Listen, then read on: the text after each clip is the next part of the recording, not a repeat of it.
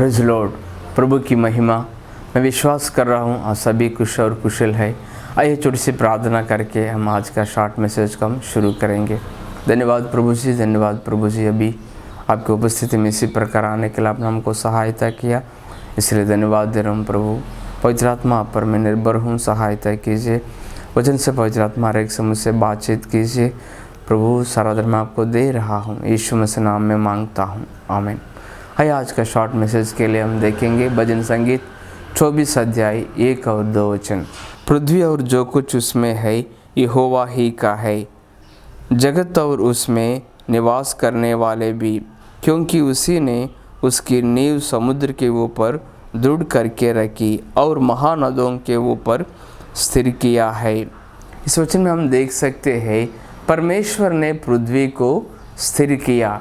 हम सब जानते हैं शून्य में परमेश्वर ने इस पृथ्वी को स्थिर किया। इसका अर्थ ये है प्रभु यीशु जहाँ स्थिर होने के लिए मार्ग नहीं है वहाँ हमको स्थिर कर सकते हैं। दानिएल का बारे में भी इस विषय को हम देख सकते हैं। दानिएल एक गुलामी का जैसा बेबीलोन देश को गया। वहाँ दानिएल को किसी प्रकार का बढ़ोतरी मिलने के लिए, स्थिर होने के लिए रास्ता नहीं है, लेकिन वहाँ परमेश्वर ने दानिएल को स्थिर किया। बहुत सारे राजा भी बदल गया, लेकिन दानिएल ने प्रधानमंत्री स्थान में स्थिर हुआ।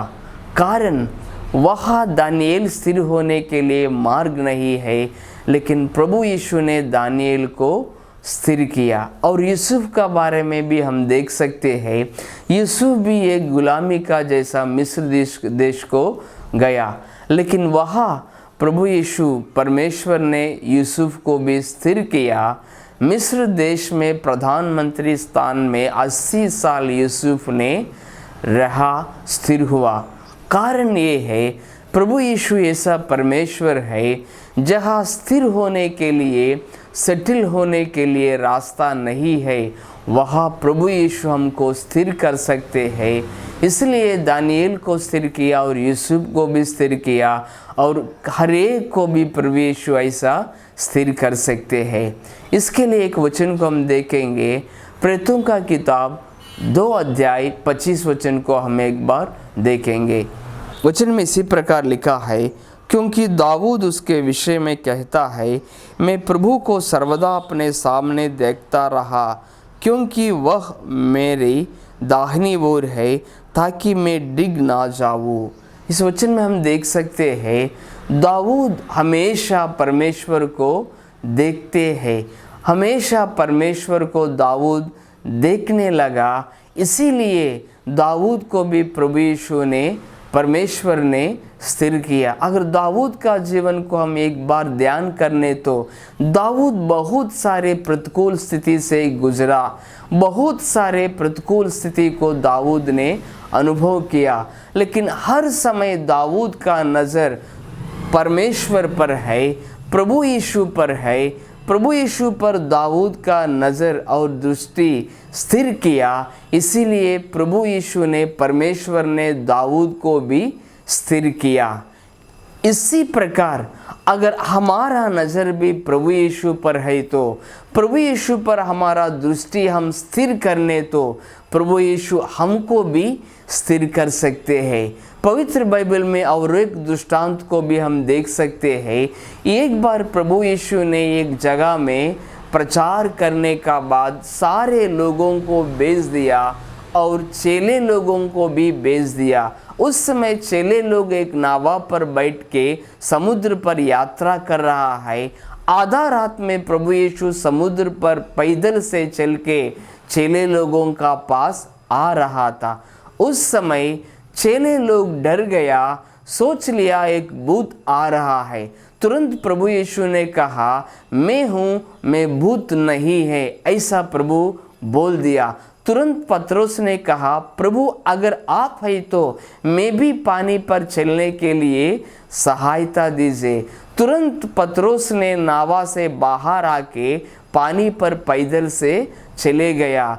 बाद में हवा को देख के डर गया, पानी में डूब गया। तुरंत प्रभु यीशु पतरस को पकड़ के पानी से ऊपर उठाया। इसमें एक विषय को हमको समझ में आना है। उस विषय ये है, जब तक पतरस ने प्रभु को देखने लगा तब तक अच्छा से पतरस ने पानी पर चलने लगा, लेकिन जब पतरस ने हवा को देख के डर गया, तुरंत पतरस पानी में डूब गया।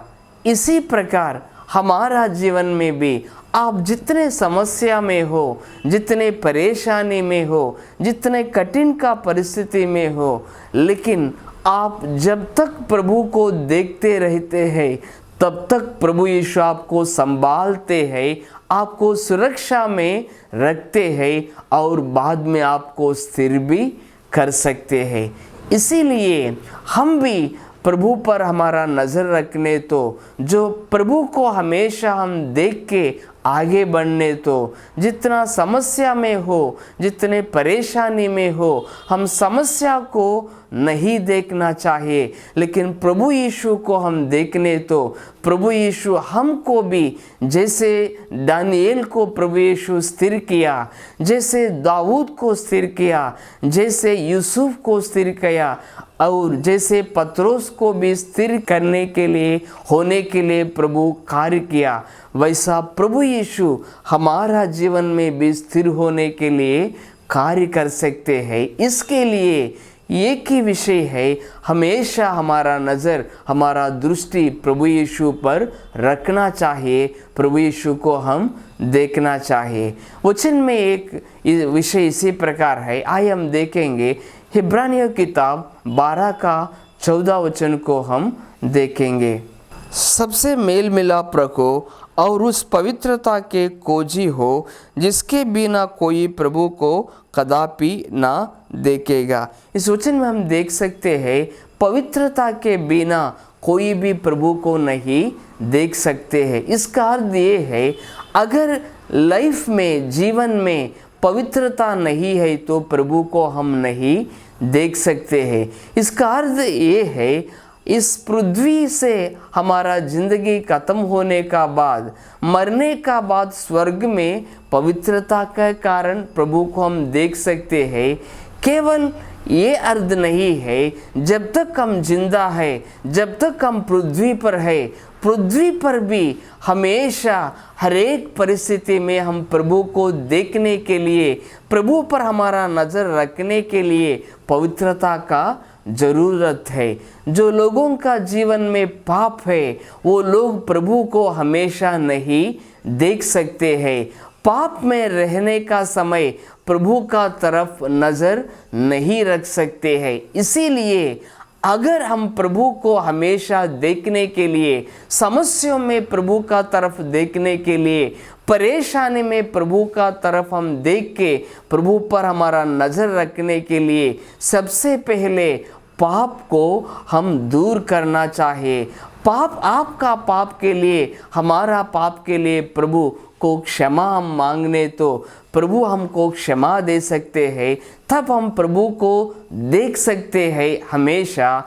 इस लाइफ में जब तक हम पृथ्वी पर है, उस समय हमेशा प्रभु को हम देख सकते हैं। प्रभु हमको सहारा दे सकते हैं, हमको स्थिर कर सकते हैं। इसीलिए हम भी हमेशा प्रभु को देखने के लिए, हर एक पाप से हम अलग होकर पाप के लिए प्रभु से क्षमा हम मांगेंगे। प्रभु हमारा पाप को क्षमा करेगा, पाप से हमको अलग करेगा, तब हम प्रभु को देख सकते हैं, प्रभु हमको भी स्थिर कर सकते हैं। आइए छोटी सी प्रार्थना करके इस वचन को हम समाप्त करेंगे। धन्यवाद प्रभु, इस वचन के लिए मैं आपको धन्यवाद दे रहा हूँ। प्रभु आपने स्थिर करने के लिए तैयार है प्रभु, इसलिए प्रभु दानिएल को स्थिर किया, यूसुफ को स्थिर किया, दाऊद को स्थिर किया, पतरस भी स्थिर से चलने के लिए आपने सहायता की। इसी प्रकार हमको भी आप स्थिर करने के लिए, हमेशा आप पर प्रभु नज़र रखने के लिए, आपको देखने के लिए हमको सहायता कीजिए। प्रभु पाप है तो आपको नहीं देख सकते, इसीलिए हर एक पाप को दूर होने के लिए आप कार्य कीजिए, हमारी हर एक गलती को क्षमा कीजिए, हमेशा पवित्रता में जीने के लिए, आपको देख के आगे बढ़ने के लिए, आप हमको स्थिर करने के लिए सहायता कीजिए। सारा दिन मैं आपको दे रहा हूँ, यीशु मसीह नाम में मांगता हूँ, आमीन।